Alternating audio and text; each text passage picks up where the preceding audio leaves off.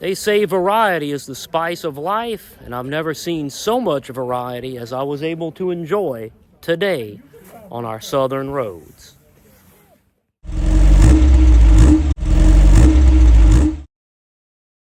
I get to take a ride in 5 British classics. We visit the Lynyrd Skynyrd Memorial Site. We talk to a gentleman who was there the night the plane went down. And then we discover a hidden trove of muscle cars.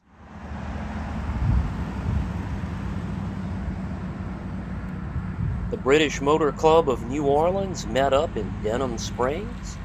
The first car to arrive was Tom Halbrook in his '59 MGA.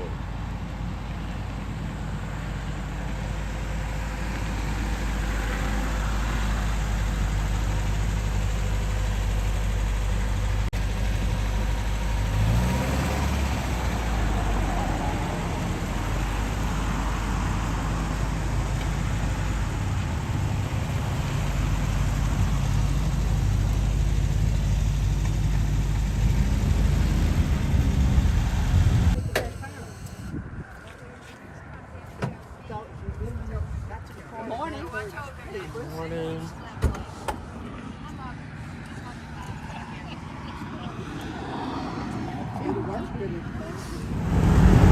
We started out towards Bear Creek Western Store in Montpelier to hook up with the rest of the group.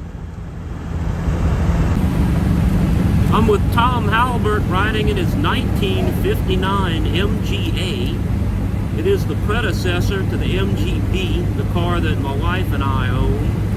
This is the first time I've had the pleasure of riding in an MGA, and it is quite comfortable. Enjoying the seats. It is cozy, just like the typical British convertible. Has a really good ride. This is the later car with the 1600 engine, and I have to say it feels good and strong.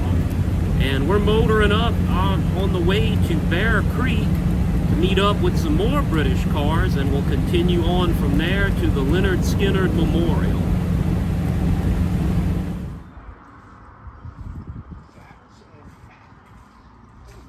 This is a Jensen Healy. This is a rare bird. I think only 5,500 of these made it to the United States. We're very fortunate to have one on this ride today.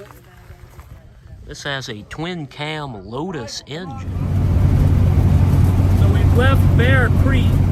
We're now on the way to the Lynyrd Skynyrd Memorial, and I've switched cars. I'm now riding in the toast of the British working man, which is the mini panel van. This was the car of the plumbers, the electricians, and all those blue-collar British folks. It is a lot of fun. This thing is a working man's truck that handles like an F1 race car. In this vehicle, we have everything we need, but nothing we don't. Speedometer with a gas gauge, the tack, and all the other gauges are optional. And then you have a few air controls, choke lever, and lighting, and that is about everything you got with a Mini. The windows don't roll down, they slide front and back.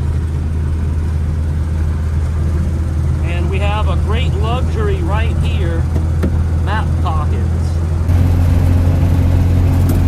I think I'll nickname this car the TARDIS. TARDIS? The TARDIS.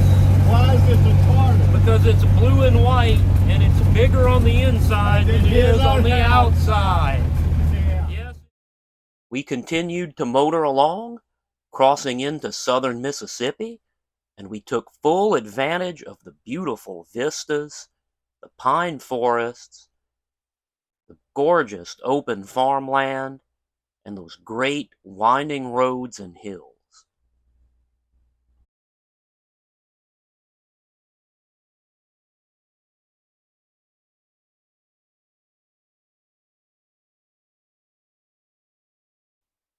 The highlight of our day was the Lynyrd Skynyrd Memorial.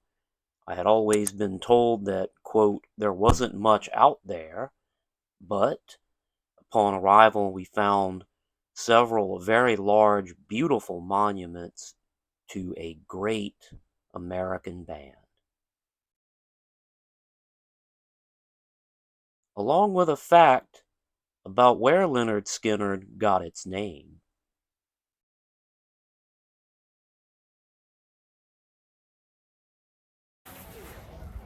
Only about 3 months before they were killed, Lynyrd Skynyrd had done their legendary outdoor concert in California.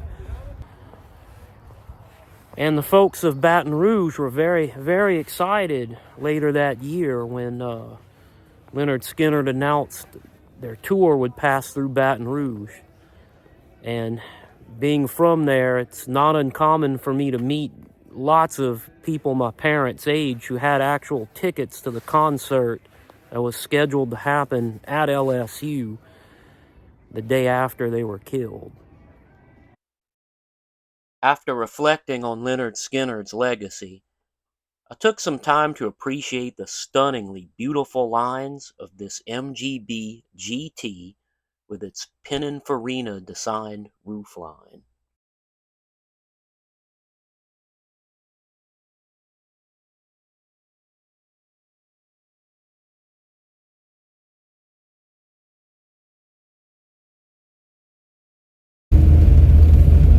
So I've hopped cars again. I am now in a 1972 MGB GT, which is the hardtop version of Michelle and I's MGB. And I'm already super impressed by the level of comfort. The fact that this door shuts like a refrigerator. It is just rock solid. Plus, I really love taking advantage of riding in what many have called the poor man's Aston Martin.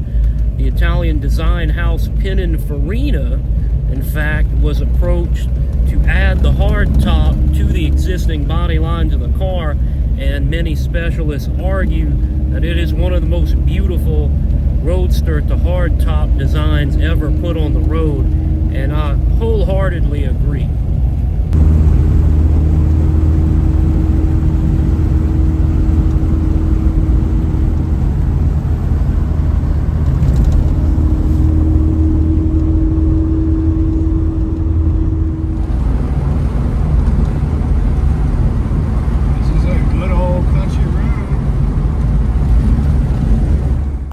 Our participants are all lined up. We have the Mini, 3 TR6s, the MGB GT, an MGB Roadster, the 59 MGA, the Jensen Healey, a Sunbeam Alpine, Austin Healey Sprite, and an Austin Healey 3000. We then sat down together for lunch at a local eatery and got some great hometown cooking. And it was at lunch that I was fortunate enough to meet this gentleman who was actually there the day the plane went down. My family farm was adjacent to the crash site.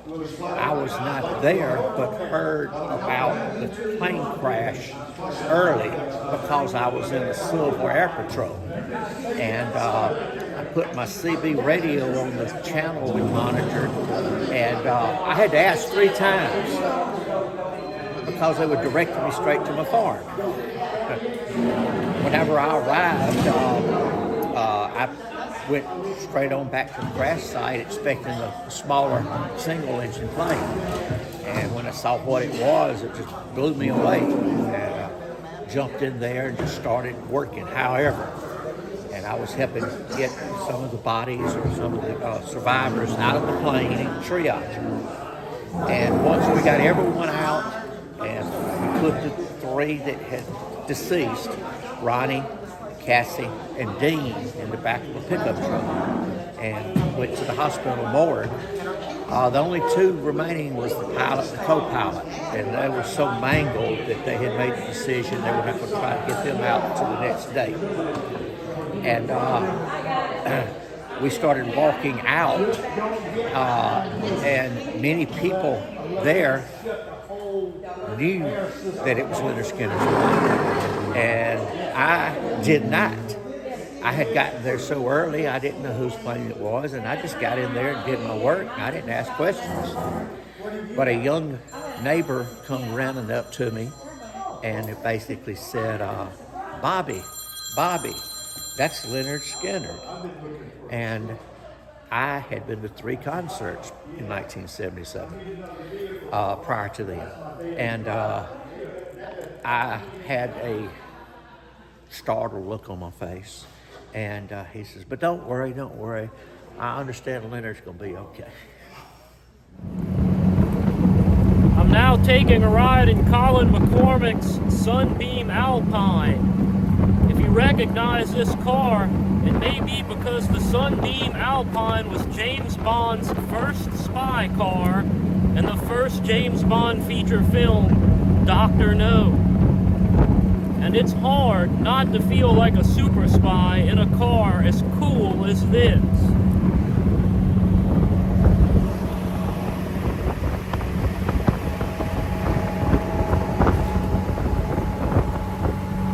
James Bond car was an Alpine, a Series 2, and they had to lease it for the week from the person who was living there in Jamaica because they couldn't find any other British sports cars to use in the film.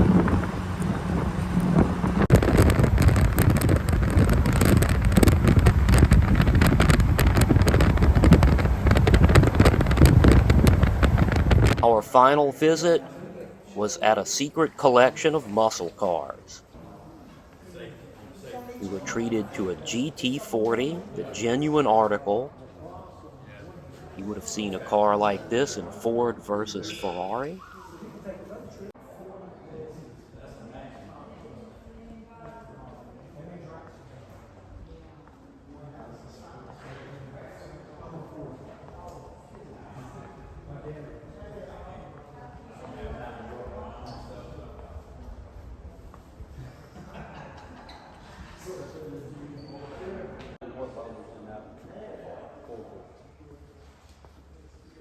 You're a Mopar guy. I'm actually a GM guy, but I just wound up with Mopar. My daddy was kind of a Mopar guy. Well, that's not a bad way to wind up. But I think